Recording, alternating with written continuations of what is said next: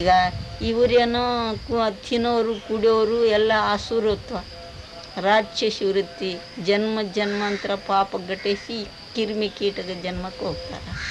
ಅದಸುರ ಧರ್ಮಗಳು ಇವು. ಇದೆಲ್ಲ ಪ್ರಪಂಚ ಅಲ್ಲ. ಈಗ ರಾಕ್ಷಸಿ ಕೃತ್ಯ ಆಗ್ಯದ, ದೇವ ಕೃತ್ಯ ಎಲ್ಲ ಶೂನ್ಯತ ಆಗ್ಯದ. ಕುಡಿಯೋನವ್ರು ಕುಡ್ಲಿಕ್ಕೈತಾರ, ತಿನ್ನೋರು ತಿನ್ಲಕ್ಕೈತಾರ ಕಾಂಡ ಮಾಂಸ. ಮತ್ತು ಈ ರಾಕ್ಷಸ ಕೃತ್ಯ ಅಂತಿದೆ, ದೇವ ಕೃತ್ಯ ಅಂತ. ನಿನ್ನಂಥ ಎಲ್ಲ ಪ್ರಾಣಿಗಳಿಗೆ ನನ್ನಂತ ತಿಳಿದವನೇ ಜ್ಞಾನಿ, ಅವನೇ ಮನುಷ್ಯ ರೂಪ. ನನ್ನಂತ ತಿಳಿಯೋನೇನು ಮನುಷ್ಯ ರೂಪ? ಅದು ಬೇರೆ ನಾನು ಬೇರೆ ಅನ್ನೋನ ಹೆಂಗ ಮನುಷ್ಯ ರೂಪ ಆಗ್ತಾನ? ಭಿನ್ನ ಭಾವ ಅವನು ಏನ ಜನ. ಈಗ ನಿನ್ನ ಒಂದು ಬೇಯ್ತಾನೆ ಸಿಟ್ಟಾಗಿ ಮತ್ತು ಹೊಡಿಲಿಕ್ಕೆ ಹೋಗ್ತೇನೆ, ನಾನು ಬೈತಿದೆ ಅನ್ನಂತ. ಅವು ಅಮ್ಯ ಅಂತ ಒದ್ರಂಗ ಸೂರ್ಯಿಟ್ಟಿಗೆ ಕಡಿತೆ ಅವು ಅಲ್ಲಿ ಹಿಡಿತಾವಿಲ್ಲ ಅವು. ಮತ್ತು ಈಗ ಒಂದು ಹುಳುನ ಹಿಡ್ಕೊಂಡು ತಿಂತಾವೆ. ನನಗೆ ಕಟ್ತಿದ್ದೀನಿ, ನನ್ನ ಕಂಡ ತಿಂದಿದ್ದಿ, ಈಗ ನಿನ್ಗೆ ತಿಂತೀನಿ ನೋಡು ಅಂತ. ಅಮ್ಮ, ಈ ಆಧ್ಯಾತ್ಮಿಕ ಜೀವನದಲ್ಲಿ ಮುಂದುವರಿಬೇಕಾದ್ರೆ ಗುರುವಿನ ಅವಶ್ಯಕತೆ ಇದೆ ಅಂತ ಹೇಳ್ತಾರೆ. ಯಾವ ಗುರುಗಳು ಹತ್ರ ಹೋಗ್ಬಾರದು, ನಿನ್ನ ಒಳಗನೆ ಅದ. ತನ್ನ ಒಳಗೆ ತೆಲುಗುದಾಗ ಹೇಳ್ತೀನಿ, ಕನ್ನಡದಾಗ ನನಗೆ ಅನ್ಲಿಕ್ಕೆ ಬರೋಂಗಿಲ್ಲ. ತನಲ್ಲೂ దేవుడు ದಂಡಿಗೈ ಉಂಡಾಗ ತಿಳಿಯದು ಮಾನವ ಪಶುಲ. ಈ ಪಶುಗಳಕ್ಕೆಲ್ಲ ಏನು ತಿಳಿತದ? ಒಳಗನೆ ತನ್ನ ಒಳಗನೆ ಇದ್ದಾನ ಎಲ್ಲ ಅನಂತ ದೇವರು.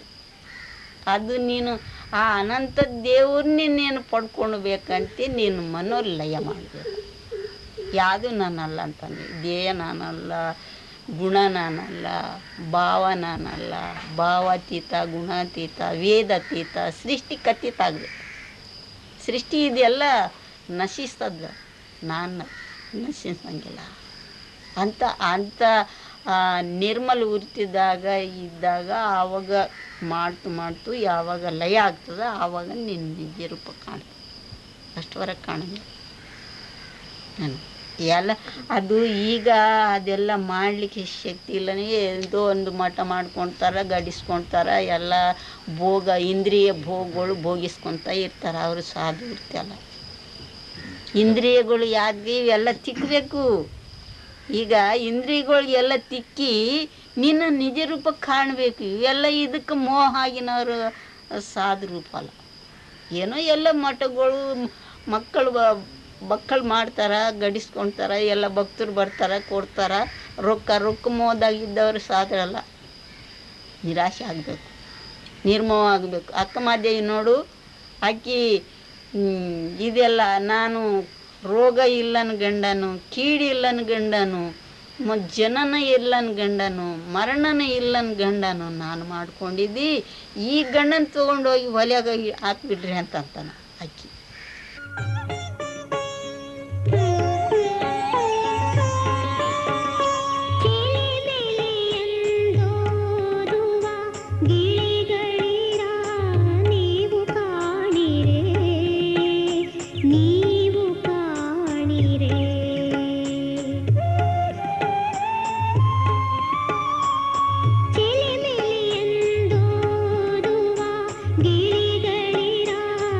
ನೀವು ಕಾಣಿರೆ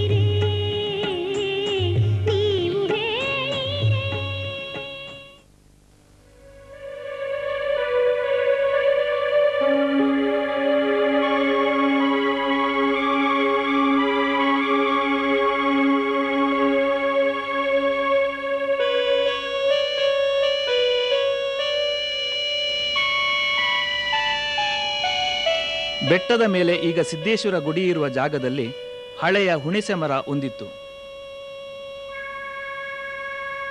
ಅದರ ಬುಡದಲ್ಲಿ ನಿಗೂಢವಾದ ಇಟ್ಟಿಗೆಗಳು, ಮೂರ್ತಿಗಳ ಅವಶೇಷಗಳು ಇದ್ದವು.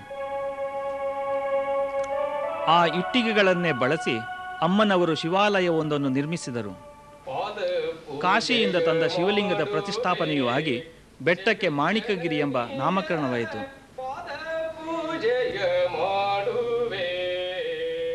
ಓಂ ನಮಃ ಶಿವಾಯ. 1953 ಡಿಸೆಂಬರ್ 21 ತಾರೀಖು ಗುಡ್ಡದ ಬಯಲಿನಲ್ಲಿ ಭಕ್ತರೊಬ್ಬರು ಕಟ್ಟಿಸಿದ ಗುಡಿಯೊಳಗೆ ಮಾಣಿಕೇಶ್ವರಿ ಅಮ್ಮ ಧ್ಯಾನಕ್ಕೆ ಕುಳಿತು ಬಿಟ್ಟರು. ಗುಡಿಗೆ ಕಿಟಕಿ ಬಾಗಿಲು ಇನ್ನೂ ಅಳವಡಿಸಿರಲಿಲ್ಲ. ಅವನ್ನು ಸಿಮೆಂಟು ಗಾರೆ ಸೇರಿಸಿ ಮುಚ್ಚಿಬಿಡಿ ಎಂದರು ಅಮ್ಮ. ಮೊದಲೇ ನಿರಾಹಾರ, ಈಗ ಗಾಳಿಯೂ ಸೇರದಂತೆ ಮಾಡಿದರೆ ಎಂಬ ಆತಂಕ ಭಕ್ತರಿಗೆ. ಅದಕ್ಕೆ ಅಮ್ಮನವರು, ಸರ್ವಾಂತರ್ಯಾಮಿ ಭಗವಂತನಿದ್ದಾನೆ, ಏನು ಭಯಪಡಬೇಡಿರಿ, ಶಿವರಾತ್ರಿಯಂದು ಮುಂಜಾನೆ ಮತ್ತೆ ಭೇಟಿಯಾಗೋಣ ಎಂದು ಯೋಗ ನಿದ್ರೆ ತಳೆದರು. ಅಮ್ಮನ ಆಶಯದಂತೆಯೇ ಬಾಗಿಲು ಕಿಟಕಿಗಳನ್ನು ಸಿಮೆಂಟಿನಿಂದ ಬಂಧಿಸಿದರು. 73 ದಿನಗಳ ಬಳಿಕ ಮಹಾಶಿವರಾತ್ರಿಯಂದು ಮುಂಜಾನೆ 8 ಗಂಟೆಗೆ ಸಿಮೆಂಟ್ ಗೋಡೆ ತನ್ನಿಂದ ತಾನೇ ಬಿರಿದು ಒಡಮೂಡಿದ ಮಾತೆ ಮಾಣಿಕೇಶ್ವರಿ ಸುತ್ತ ನೆರೆದ ಜನಸ್ತೋಮಕ್ಕೆ ದರ್ಶನ ನೀಡಿದರು. ಮಾಣಿಕಗಿರಿಯ ತಪೋವನ ಅಮ್ಮನ ನಿವಾಸಕ್ಕಿರುವ ಅಂತರಾಶ್ರಮ ಆಲಯವಿದ್ದಂತೆ. ಈ ಆಲಯದ ಎದುರಿಗೆ ಬ್ರಹ್ಮದ್ವಾರ. ಈ ದ್ವಾರದ ಮೇಲ್ಗಡೆ ಅಮ್ಮನ ದರ್ಶನ ಸ್ಥಾನವೂ ಇದೆ.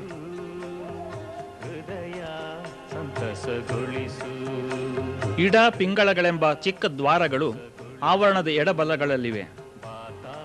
ಪಿಂಗಳ ದ್ವಾರದ ಎದುರುಗಡೆಯೇ ಗೋಶಾಲೆ.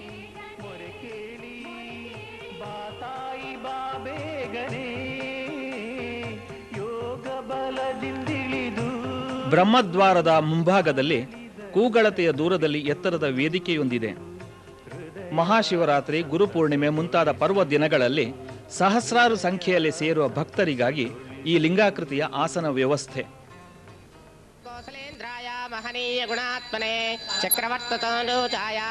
ಹರಿಹರರಲ್ಲಿ ಭೇದವಿಲ್ಲ. ಶಿವಾಲಯದ ಮಗ್ಗುಲಲ್ಲೇ ಶ್ರೀ ವೆಂಕಟೇಶ್ವರ ದೇವಾಲಯ. ಶಿವಾಯ ವಿಷ್ಣು ರೂಪಾಯ, ಶಿವರೂಪಾಯ ವಿಷ್ಣುವೇ ಎಂಬುದಕ್ಕೆ ಈ ದೇವಸ್ಥಾನವೇ ಸಾಕ್ಷಿ. ಶ್ರೀ ಸದ್ಗುರು ಬಾಲಯೋಗಿನಿ ಮಾಣಿಕೇಶ್ವರಿ ಮಾತಾ ಕೀ ಜೈ. ಚರಣಂ ಪವಿತ್ರಂ ವಿತತಂ ಪುರಾಣಂ ಮೇನ ಪೋತದ್ದ ಶ್ರುಗ್ಭಾನೆ ತೇನ ಪವಿತ್ರೇಣ ಶುದ್ಧೇನ ಪೋತಾಮರಾತಿಂತರೇ ಮಾ. ಶಿವಾಲಯದ ಎದುರುಗಡೆ ಭವ್ಯವಾದ ಸ್ತಂಭ ಹೊಂದಿದೆ.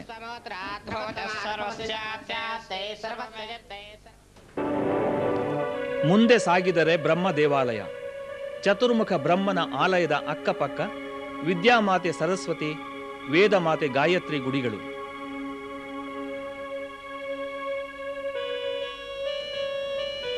ಕಣ್ಸೆಳೆಯುವ ಇನ್ನೊಂದು ಗುಡಿ ಎಂದರೆ ಶಕ್ತಿ ದೇವತೆಯಾದ ಅಂಬಾ ಭವಾನಿ ಮಂದಿರ. ಕ್ಷೇತ್ರದಲ್ಲಿ ಪ್ರತಿನಿತ್ಯ ಜರುಗುವ ದಾಸೋಹದ ಕುರಿತಂತೆ ಶ್ರೀ ಗಳಂಗಳಪ್ಪ ಪಾಟೀಲರು, ಅಮ್ಮವ್ರಿಗೆ ಕೇಳ್ದಮ್ಮ, ನಾವು ಇಲ್ಲಿ ದಾಸೋಹ ಮಾಡ್ಬೇಕಂತೀನಿ, ಮತ್ತು ಏನಂತೀರಿ ಹೇಳ್ರಿ ಅಂದ್ರೆ ಮಾಡಪ್ಪ, ಮತ್ತು ಉಗಾದಿ ಹಬ್ಬದ ದಿವಸ ಹೋಳಿಗೆ ಮಾಡಿ ಮಾಡಂತ ಹೇಳಿದರು. ಅಮ್ಮವ್ರ ಕೃಪಾದಿಂದ ಇವತ್ತಿನ ವರ್ಷಿಗೂ ದಾಸೋಹ ಸರಿಯಾಗಿ ನಡೆದ.